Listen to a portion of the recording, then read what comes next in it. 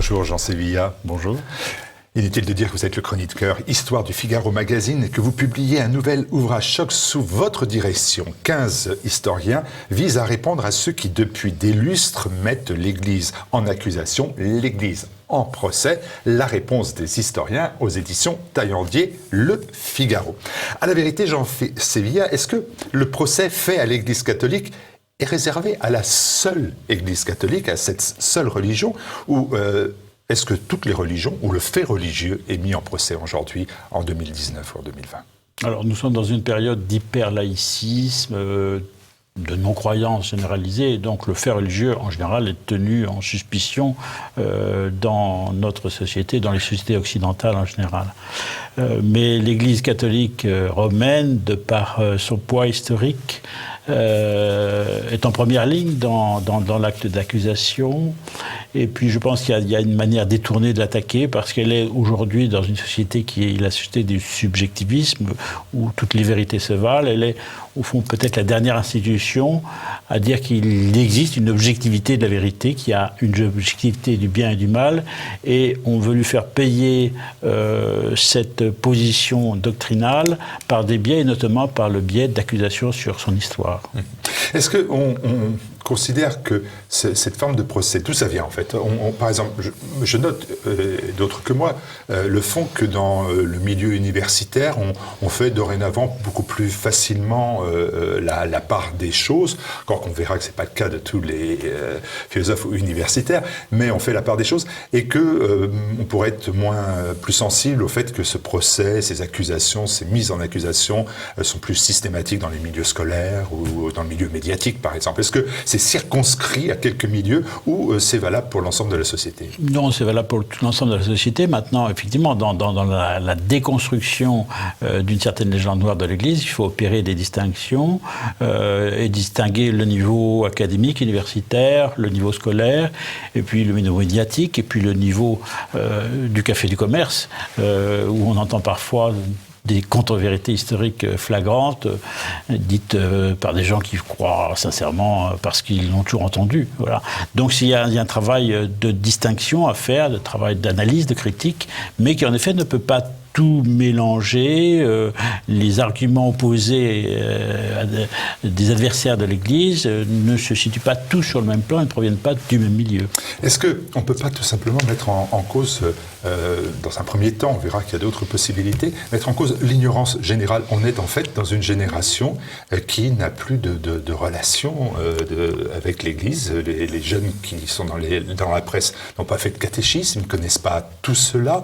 Et donc, est-ce qu'on ne peut pas non pas leur faire grief, mais se dire qu'après tout, voilà, il y a une ignorance, et qu'à part quelques spécialistes dans quelques journaux, comme Le Figaro par exemple, Jean-Marie Quesnoy, il n'y a plus de spécialistes de l'Église, ils ne comprennent pas, ils sont ignorants, et donc ils disent n'importe quoi.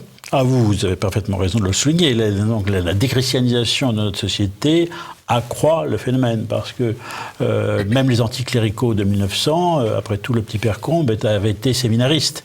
Les anticléricaux d'autrefois avaient une culture chrétienne parce qu'ils étaient dans une société, même quand ils bouffaient des curés, qui avaient été baignés par une certaine culture religieuse. Aujourd'hui, c'est plus le cas, et en effet, cette ignorance abyssale à certains égards, et qui frappe même, c'est frappant même des intellectuels. Enfin, on a des professeurs d'histoire qui n'ont jamais, qui manquent la moindre notion d'histoire religieuse, et donc ça les conduit évidemment à véhiculer, à être beaucoup plus perméables à des erreurs historiques qui concernent l'histoire de l'Église. D'autant plus que l'histoire religieuse est dans les programmes scolaires dorénavant. En théorie. Et il y a aussi encore un autre plaie que vous soulevez et qui est réel, c'est que c'est la difficulté de remettre chaque question dans son époque. Et vous évoquez une plaie de notre époque, c'est l'anachronisme, l'utilisation de l'anachronisme. L'anachronisme, c'est le péché majeur de l'historien, c'est-à-dire ce phénomène qui consiste, cette fausse méthode consistant à juger du passé en fonction des critères du présent, en fonction de ce qu'on sait aujourd'hui de l'histoire. Or, une époque, une société, des hommes d'autrefois ne peuvent être compris qu'en comprenant quels étaient leurs schémas mentaux, leur culture, leur savoir, leur représentation du monde. Sinon, on se trompe sur l'histoire. Et l'anachronisme est partout aujourd'hui dans la connaissance historique, ou déforme plus exactement la connaissance historique. Alors, malgré tout cela, reviennent de manière d'ailleurs souvent lancinante des accusations contre l'Église. Vous avez décidé, vous, de les prendre à bras-le-corps, de demander à ces historiens de répondre au cas par cas à des questions bien réelles, mais que je considère quand même comme souvent assez différentes de niveau. Alors, par exemple, voilà, on va s'en prendre directement à un intellectuel, en l'occurrence Michel Onfray. Lui, il continue à dire, dans son livre paru en 2016, s'appelle Décadence, qu'il n'y a pas d'existence historique de Jésus, du Christ. Alors là, vous demandez à l'historien, M. Petit-Fils, de venir expliquer à Michel Onfray la réalité. C'est quand même assez sidérant. Oui, Michel Onfray nie une vérité qui est reconnue par tous les historiens, par tous les chercheurs. Et donc Jean-Christian Petit-Fils, dans son chapitre qu'il a consacré à l'existence de Jésus, aux preuves de l'existence de Jésus, montre incidemment que Michel Onfray a tort. Parce que nous possédons des pièces qui doivent être replacées dans le contexte d'une époque, qui n'est pas celle de la connaissance d'aujourd'hui. Mais enfin, on a des preuves archéologiques, scripturaires, le Christ a bien existé, une personne a bien existé. Alors, ce que l'historien ne peut pas prouver, c'est qu'il était fils de Dieu. Ça relève de la foi. Mais c'est pour ça que je précise, vous ne m'avez pas posé la question, mais je précise, ce livre est un livre d'histoire. C'est un livre écrit par des historiens. Les collaborateurs de ce livre, je ne leur ai pas demandé s'ils allaient à la messe le dimanche. L'idée n'était pas de faire un livre sur l'Église écrit par des catholiques, c'était un livre écrit par des historiens. Il s'agit de démêler le vrai du faux dans la légende noire de l'Église. Sachant qu'il y a toute une partie mythologique qui est fausse, d'erreur. Maintenant, l'histoire de l'Église, qui est une histoire humaine aussi, eh bien, il y a aussi malheureusement des fautes et malheureusement aussi parfois des crimes, et il faut le dire. Alors Jean Sévilla, c'est pas l'historien, je vais interroger, mais néanmoins, c'est plutôt le journaliste. C'est comment Michel Onfray peut continuer à véhiculer un point de vue qui pouvait se défendre peut-être il y a 50 ans. On avait cette petite musique-là, 50 ans plus tard, c'est vrai que c'est difficile à continuer. C'est parce que c'est polémique, c'est parce que c'est une fermeture d'esprit, ou c'est tout simplement parce que c'est un homme qui est souvent fait preuve d'anticonformisme sur tout un d'autres plans. Donc moi, je n'ai pas la clé. Il faudrait inviter-le pour l'interroger. On ne cesse de l'inviter pour venir le dire, mais c'est difficile. Ce qui me frappe dans l'ouvrage, c'est aussi la volonté de répondre tout autant à des arguments infondés, on vient d'en voir un, et purement polémiques dans la réalité, à des questions plutôt sincères ou même recevables. Un exemple, l'Église était contre les femmes. C'est un argument de combat. Est-ce qu'il y a encore des gens qui croient ça sincèrement ? Il y a des milliers de gens qui croient ça, et malheureusement, il y a même des catholiques eux-mêmes qui le croient, et des catholiques femmes, souvent. Alors, évidemment, cette question est une question d'époque, si je puis dire. Je pense que c'est un questionnement. Si on avait fait un livre identique il y a 100 ans, on n'aurait pas posé cette question. Mais nous sommes une société où il y a un certain féminisme ambiant, et il faut répondre à cette interrogation, savoir si l'Église ou non a pratiqué le féminicide, pour prendre un mot polémique. Alors, la réponse est non. Non, au contraire, ne fût-ce que par l'institution du mariage stable, qui a été une protection du statut de la femme par rapport aux sociétés anciennes, antiques, où les femmes, on pouvait répudier une femme du jour au lendemain. Le mariage stable a été une protection pour la femme, et on s'aperçoit que dans l'Église, par le biais des ordres religieux, tout simplement par le biais de la vie des paroisses, eh bien, les femmes ont toujours joué un grand rôle dans l'Église. Alors, me faisant là encore, comme toujours, l'avocat du diable, à force de tout vouloir expliquer, on finit par tout vouloir justifier. Est-ce que l'on ne peut pas, par exemple, légitimement considérer que pour les citoyens d'aujourd'hui, les croisades correspondent à une conquête plus militaire qu'à un pèlerinage spirituel? Est-ce que ça, au moins, on peut le reconnaître?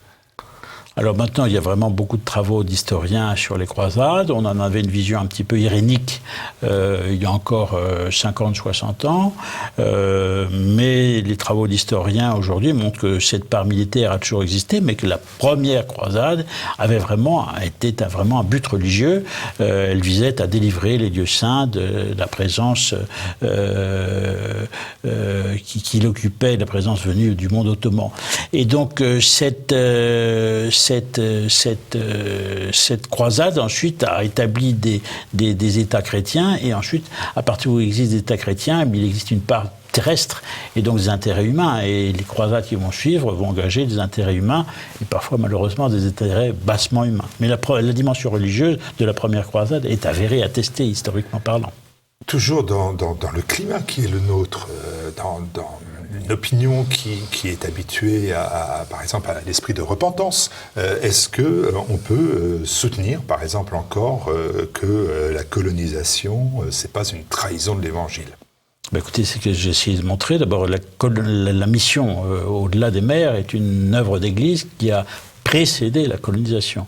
Alors le questionnement qui se pose au regard de l'historien et au regard de l'histoire de l'Église, savoir comment s'est passée la coopération entre les missionnaires qui étaient déjà installés et les administrateurs coloniaux à partir du moment où les États occidentaux ont colonisé l'Afrique ou l'Asie. C'est ce que j'essaie de raconter. En général, les missions s'en sont plutôt bien tirées. Les périodes de tension avec des intérêts terrestres ont compté, notamment en 14-18, et on s'aperçoit à ce moment-là, parce que les missionnaires étaient représentant aussi leur pays, ils réagissaient avec leur trip personnel, et c'est plutôt le Saint-Siège qui a toujours essayé de dénationaliser, je mets des guillemets, les missions, essayer de montrer que la mission chrétienne dépassait des intérêts nationaux et ne devait pas être entravée par des intérêts ou par un nationalisme quelconque.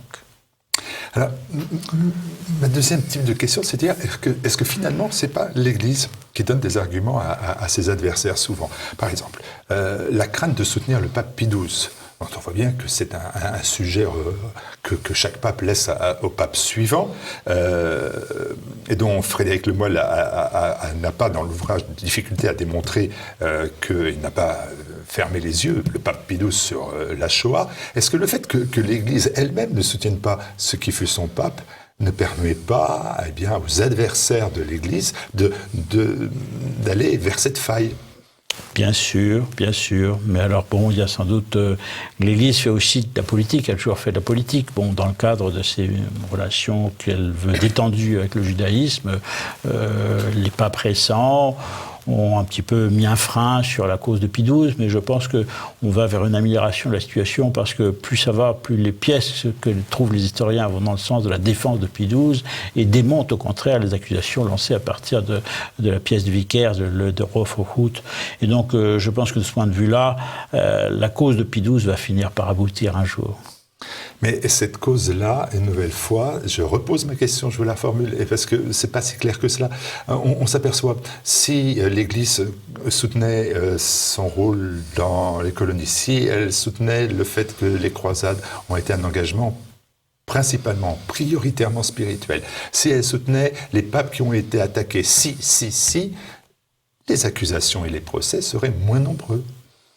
Oui, non, enfin, les accusateurs seraient toujours là. Et puis, il faut faire attention à ne pas être nous-mêmes victimes de certaines désinformations. Je prends l'exemple de la repentance de Jean-Paul II, elle a été mal interprétée, médiatiquement. Jean-Paul II n'avait jamais dit demander à l'Église et aux chrétiens eux-mêmes de se purifier et demander pardon à Dieu, et non pas aux hommes d'aujourd'hui pour les fautes éventuelles de leurs ancêtres. Donc la repentance de Jean-Paul II, selon Jean-Paul II, n'avait pas du tout le sens de culpabilisation occidentale qui a été retenu par les médias. Jean-Paul II a appelé au contraire à un travail de vérité historique.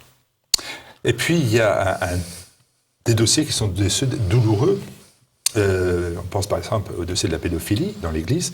Et là encore, est-ce que l'Église n'a pas fait exactement ce qu'il ne fallait pas faire, c'est-à-dire s'engluer dans sa culture du secret, dont on voyait bien qu'elle allait mener irrémédiablement à cet échec et à cette crise. À une catastrophe, on peut le dire, une catastrophe, oui, non, c'est évident. Non, c'est là où ce livre n'est pas en défense de principe de tout ce qui s'est fait dans l'Église. Il y a eu une erreur majeure de gestion du dossier des prêtres pédophiles, avec une culture du secret parfaitement dommageable, qui a fait qu'encourager les adversaires de l'Église à se servir de cet argument et d'actes en effet criminels qu'il faut dénoncer, alors qu'aujourd'hui l'Église dénonce, mais avec retard, lentement, difficilement, alors ça arrive. Alors il faut quand même souligner pour l'histoire, parce que c'est la vérité de l'histoire, c'est ce que nous rappelons, ce que rappelle l'auteur de ce chapitre, c'est que celui qui a été pionnier dans la lutte contre ce fléau dans l'Église, c'est Joseph Ratzinger, alors qu'il n'était pas encore le pape Benoît XVI. Très tôt, il a mis en garde le pape Jean-Paul II contre ce mal. Très tôt, il était conscient que ce mal existait dans l'Église. Est-ce que la volonté de cet ouvrage, c'est finalement de remplacer la légende noire de l'Église par une légende un peu plus dorée? Vraiment pas, je n'en ai pas le sentiment. Comme maître d'ouvrage, j'ai lu chacun des textes et je m'en réveillais à éviter cet écueil. Je crois qu'on a travaillé en vérité. Il faut dire le bien de l'Église, il faut dire la sainteté de l'Église, mais il faut dire aussi le mal. Les erreurs, elles ont existé parce que l'Église est humaine, elle est faite d'hommes. L'Église elle-même était longtemps une puissance temporelle. Donc toute puissance temporelle est engagée dans des enjeux temporels qui dévoient quelque peu le message évangélique. Il faut le dire. Est-ce que le prochain chapitre ou le prochain ouvrage, vous voyez déjà que celui-ci est à peine sorti, que je vous propose d'en écrire un chapitre 2, mais vous faites souvent là, des suites, et logiquement, l'historiquement incorrect ou l'historiquement correct continuera, le politiquement correct continuera. Est-ce que le prochain chapitre n'est déjà pas inscrit et disons-le crûment, ça sera le poids de l'homosexualité au sein de l'Église catholique n'est pas celui que Frédéric Martel expose dans son livre Sodoma? Oui, je pense qu'on rétablira la vérité. Malheureusement, cette dimension-là existe aussi, il faut le dire. Je pense qu'un des chapitres si on peut retenir quelque chose plus tard, malheureusement, c'est une certaine pusillanimité de l'Église face aux changements anthropologiques auxquels nous assistons.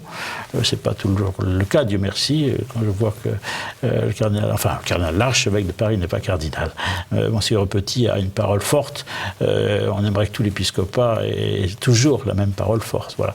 Je pense qu'on vit l'Église de ce point de vue-là sans doute un rôle prophétique. Elle doit, même si ça consiste à parler à temps et à contre-temps et à contre-courant, je crois qu'il faut le faire. Et je crois qu'on pourrait lui reprocher plus tard, on lui reprochera sans doute plus tard, de n'avoir pas toujours parlé quand il le fallait. D'ailleurs, sur cette question-là, elle ne parle pas.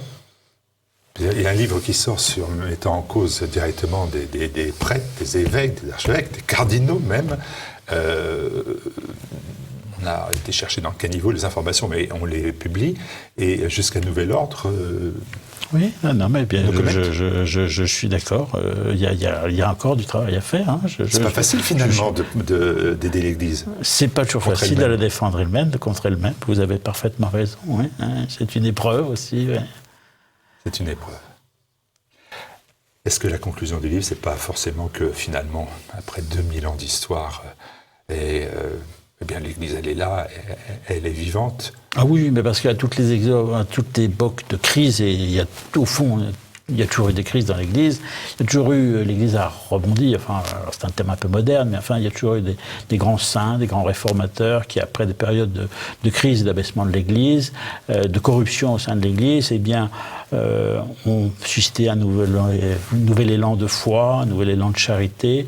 Donc, l'Église, outre que sur un plan théologique, elle a les promesses de l'éternité, je crois profondément que même comme institution humaine, elle a aussi sa capacité à se renouveler, à susciter en elle-même des hommes d'élite qui, au fond, relancent la foi, relancent l'Église. Est-ce qu'il n'y a pas des messages subliminaux quand même que l'historien envoie? Par exemple, la Renaissance n'a pas rassemblé que des Borgia, et puis que même s'il y a eu des Borgia à la tête de l'Église, eh bien l'Église a survécu bien à entendu, ça, a dépassé cela, bien. Et que donc on peut dépasser bien d'autres choses? Bien entendu. Je crois que le catholicisme n'est pas mort, il est profondément inscrit dans la culture occidentale, et même certains voudraient désoccidentaliser le catholicisme. Un homme comme Cardinal Sarah, par exemple, nous a rappelé tout le poids de la culture grecque, romaine, d'un apport qui vient de Jérusalem aussi, c'est-à-dire la culture occidentale. Il y a un lien profond avec le christianisme et avec l'Église catholique. Oui. Pour vous, le catholicisme ne peut pas mourir?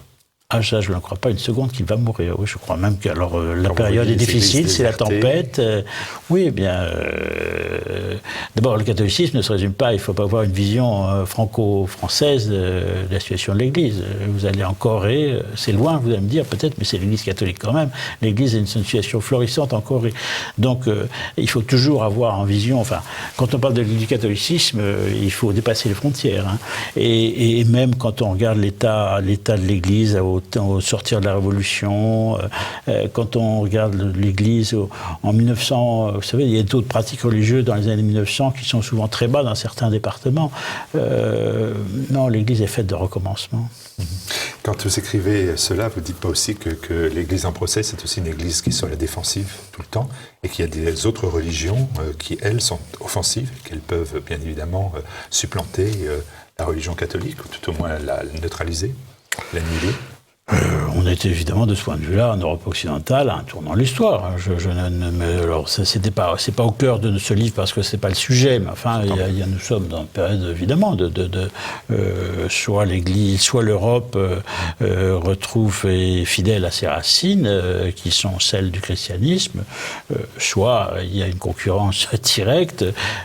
L'histoire se joue en ce moment, oui. L'histoire se joue en ce moment et elle se joue aussi à travers ce livre, L'Église en procès, la réponse des historiens aux éditions Taillandier, Le Figaro. Merci Jean Sévillia d'être venu le présenter sur TV Liberté. Merci.